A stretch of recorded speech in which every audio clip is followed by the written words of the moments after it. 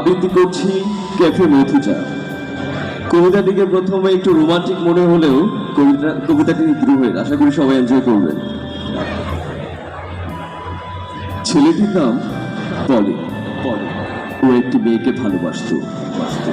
মেয়েটির নাম মধুজা। ও চুমু বিক্রি করে ভাত খেত। মেয়েটির একটি ক্যাফে ছিল যার নাম ক্যাফে মধুজা, যেখানে সস্তায় বিভিন্ন ধরনের চুমু পাওয়া যেত। মধুজার ঠোঁটে চুমু ছিল, কিন্তু চোখে কোনো ঘুম ছিল না। সূর্যোদয় থেকে সূর্যাস্ত পর্যন্ত মেয়েটি শহরে শহরে মেনু কার্ড বিলি করত।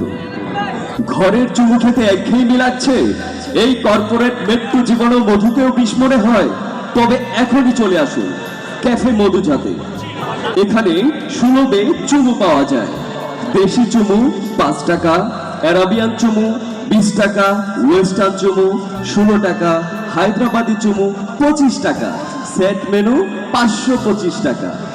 এবং সূর্যাস্ত থেকে সূর্যোদয় পর্যন্ত মেয়েটি ক্যাফেতে দাঁড়িয়ে চুমু বিক্রি করত। উকিল থেকে ডাক্তার, বিজনেসম্যান থেকে ইঞ্জিনিয়ার, চুমু খাওয়ার পরে সবাই কবিতা চুর হয়ে উঠত এবং ক্যাফের দেয়ালে দেয়ালে কবিতাকে ফাঁসি দিত। Silence is golden. চুমু হবে কিন্তু কোনো আওয়াজ হবে না। ভালোবাসাময় কামড়, ঘৃণাযুক্ত চুমু অপেক্ষা অধিক স্বাস্থ্যকর।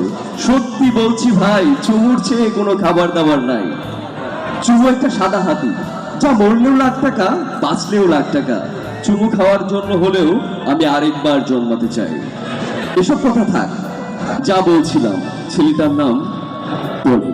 সে একটি মেয়েকে ভালোবাসত। মেয়েটির নাম মধুজা।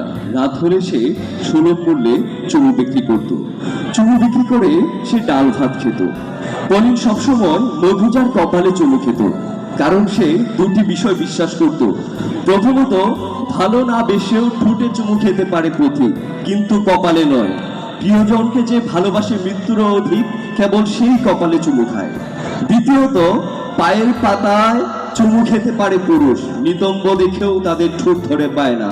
প্রিয় সত্য এটাই, পুরুষ কখনো বেশ্যার কপালে চুমু খায় না। কি যেন বলছিলাম? ও হ্যাঁ, মেয়েটির নাম মধুজা। মধুজার নিজের বলতে কিছুই ছিল না, যেহেতু বেশ্যার কপাল ঈশ্বরের সম্পদ এবং কপাল ব্যতীত অন্যান্য অংশ সরকারি সম্পদ। একদিন পলি মধুজাকে টিপের পাতা দিল। সেখানে 7টা রং ছিল। টিপের পাতা থেকে কালো টিপ রেখে বাকিগুলো মধুজা ফেলে দিল। কালো টিপটি কপালে রেখে বলল, তুই আমার জীবন। অন্ধকার কালো। কপালে চুমু খেয়ে পলিন বলল, আমার সাথে পালাবি? প্রশ্নের উত্তরে প্রশ্নগুলো মধুজা, দূরে, খুব দূরে আমারে নিয়ে যাবি?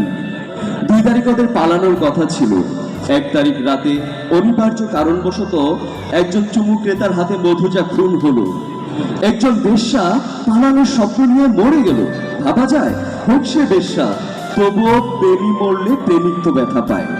মধুজাকে কোলে নিয়ে পৌরিন দৌড়াচ্ছে মানুষের শহরে, মানুষের নগরে, মানুষের বন্দরে। মুসলমান বলল, বেশ্যার কখনো জানাজা হয় না। দেখুন আল্লাহ, দেখুন, তবু একটি বেশ্যাকে কোলে নিয়ে একজন মানুষ দৌড়াচ্ছে। হিন্দু বলল, আগুন পবিত্র, বেশ্যার অপবিত্র দেহকে তাই পোড়ানো যাবে না। দেখুন ভগবান, দেখুন, তবু একজন বেশ্যাকে কোলে নিয়ে একজন মানুষ দৌড়াচ্ছে। খ্রিস্টান বলল, কফিনের কাঠ বেশ্যার জন্য নয়। দেখুন ঈশ্বর, দেখুন, তবু একটি বেশ্যাকে কোলে নিয়ে একজন মানুষ দৌড়াচ্ছে। রাষ্ট্র পলিনকে ফাঁসি দিল। ফাঁসি দেওয়া কত সহজ, ভাবা যায়? কারণ পলিন বলেছিল, যারা বেশ্যার সাথে রাত কাটায় তাদের কেন জানাজা হয়? আগুন কেন তাদের পোড়ায়? কফিন কেন তাদের ঢেকে দেয়? যে ছেলেটিকে ফাঁসি দেওয়া হলো তার নাম পলিন। পলিন একটি মেয়েকে ভালোবাসত। মেয়েটির নাম মধুজা। মধুজা চুমু বিক্রি করে ভাত খেত। তার একটি ক্যাফে ছিল, ক্যাফে মধুজা, যেখানে সস্তায় চুমু পাওয়া যেত। নিম্নবিত্ত চুমু, মধ্যবিত্ত চুমু, উচ্চবিত্ত চুমু। ধন্যবাদ সবাইকে।